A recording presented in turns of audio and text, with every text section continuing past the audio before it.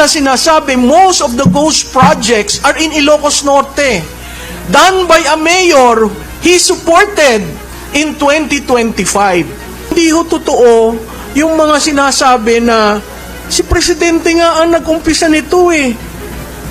So ang tanong ko, kung si Presidente nag-umpisa, hindi ba si Presidente rin ang pumirma ng budget? Alam ng taong bayan kung sino yung mastermind. Kaso, karamihan ng gumagawa ng link analysis, natatakot ilagay dun yung picture. Kasi baka mamaya sedition no? Inciting to sedition. Yung mastermind, hindi pinapakita, usually may question mark. Pero alam na ho ng taong bayan kung sino yung mastermind. Hinihintay lamang nung taong bayan, yung leader magsabi, alam mo, nagkamali ako, pinirmahan ko yung budget. Alam mo, nagkamali ako, discretionary ko yan. Alam mo, nagkamali ako for later release, inaprubahan ko. At kung titignan niyo yung sinabi ni Congressman Toby Chanco, naalala niyo yung sinabi na, ilang bang bahay ang gusto mo? Ilang bang kabyar ang gusto mo pang kainin? Ilang pansasakyan? It was the President asking those questions to the Speaker. Oh, ngayon, ibabalik ko naman doon sa, nag-release ka ng 12 kontratista. Yun ay part ng diversion. Kasi kinontrol nila yung development ng narrative na yon. Dito lang tayo sa 12 kontratista. Hello, bakit yung 12 kontratista?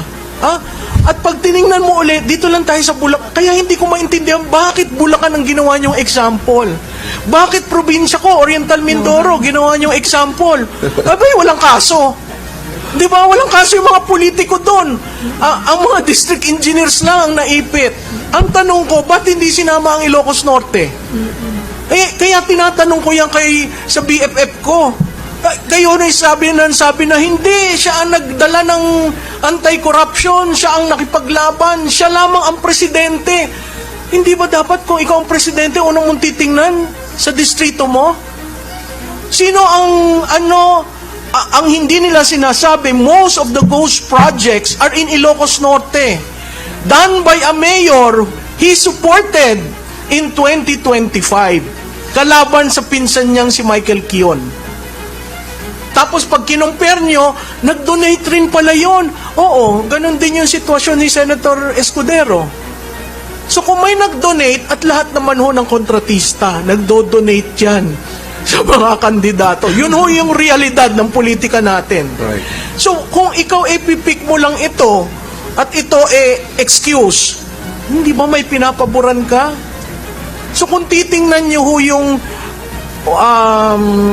mahiya naman kayo campaign, nung ginawa yung mahiya naman kayo campaign, it was to deflect, ialis ang ilaw sa presidente at ituon sa iba.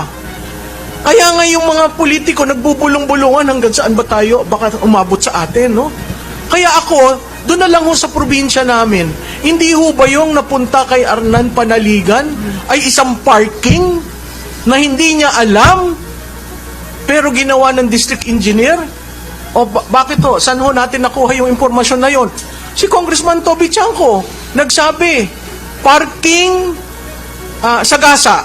Galing sa kanila yon. Ako nagtrabaho sa Kongreso, ngayon ko lang ho naririnig yan ng parking at Sagasa.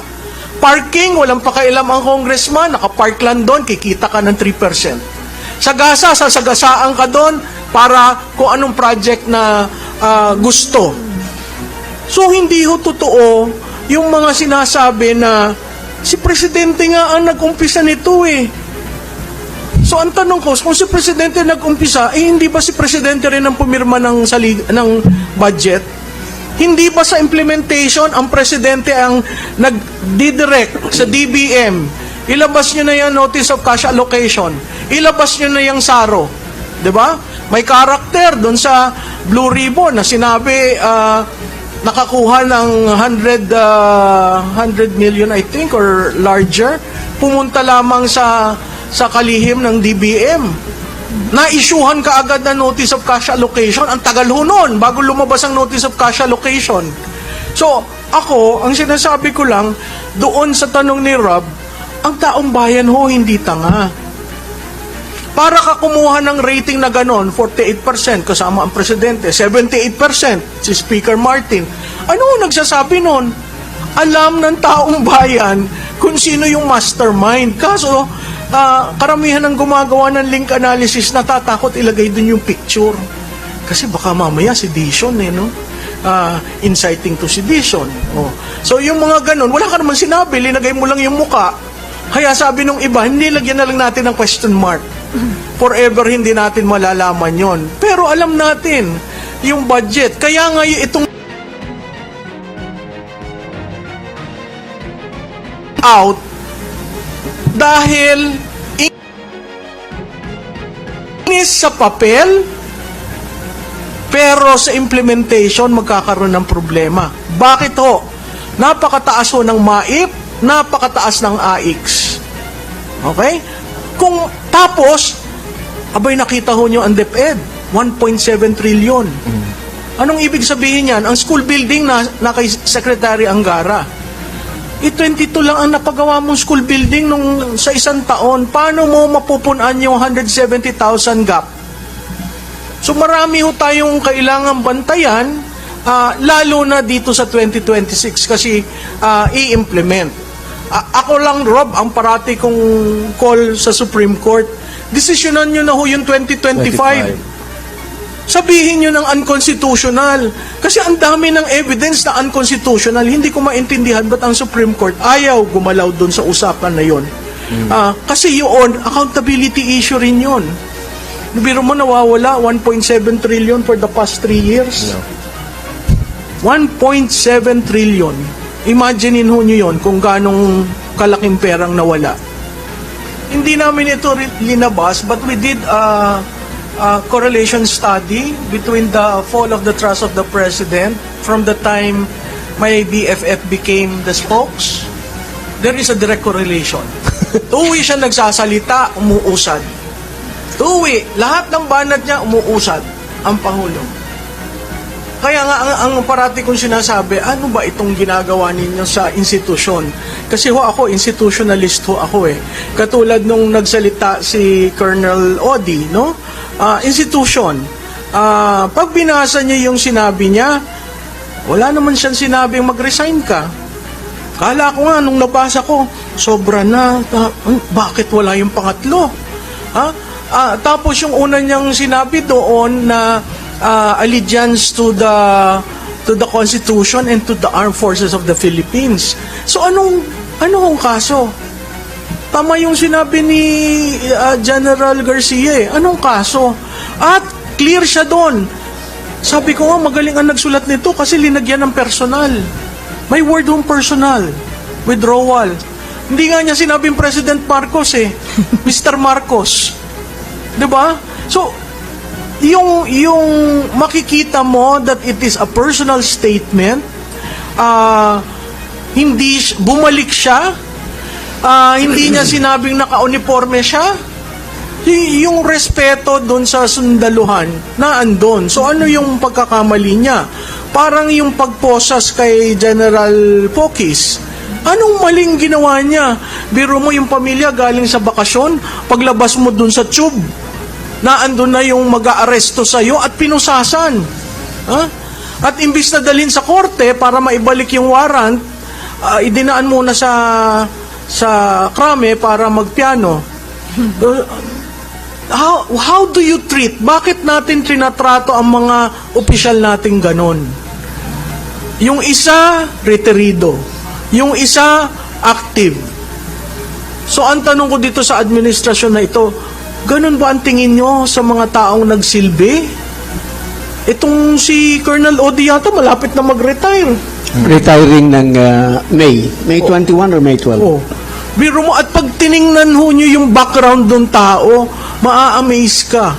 Kasi talagang tinuturuan yung future soldiers, pagkatapos makikita mo kung saan siya galing, kung saan siya nakipaglaban.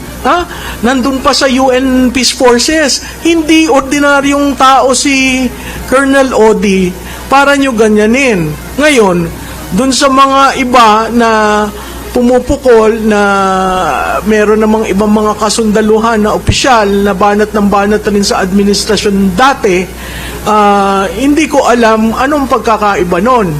Walang banat dun sa sinabi si Colonel Odi. Wala siyang personal na banat. Ang sinabi lang niya, personal withdrawal kay Mr. Marcos. Yun, ganun klarado. Anong mali doon? Dahil hindi tinawag na presidente? Ngayon lang nakikita kong pagkakamali doon sa maghuhusga sa kanya. Dahil tinawag Mr. Marcos, naasar siguro. Tapos sinabi niya, tama na, sobra na paglaban ang Pilipinas. So, he didn't even say resign. He didn't even called for the soldiers or the rank and file to withdraw support. It was a personal decision. Parang yung mga tumatayo at nagsasalita sa administrasyon na ito, it is a personal decision. So, bawat tao o bawat Pilipino, dapat to, there comes a point in our life na kailangan natin magsalita. Noon bata pa ako, nandun ako sa EDSA 1. Nung EDSA 2, kay ERA Pulaho ako doon. Nasa ibang bansa ako, nag-aaral ako. Tapos sinabihan ako ng boss ko, bumalik ka na kasi may mangyayaring pagpapalit ng gobyerno. Sabi ko, ayoko, hindi naman ako bumoto dyan. So, ito, hindi ko siya binoto, kilala ko sila mag-asawa, pero yung pag tinitingnan mo, ano ang legacy nitong administrasyon na to? On the third year, sasabihin ko, isang legacy, budol.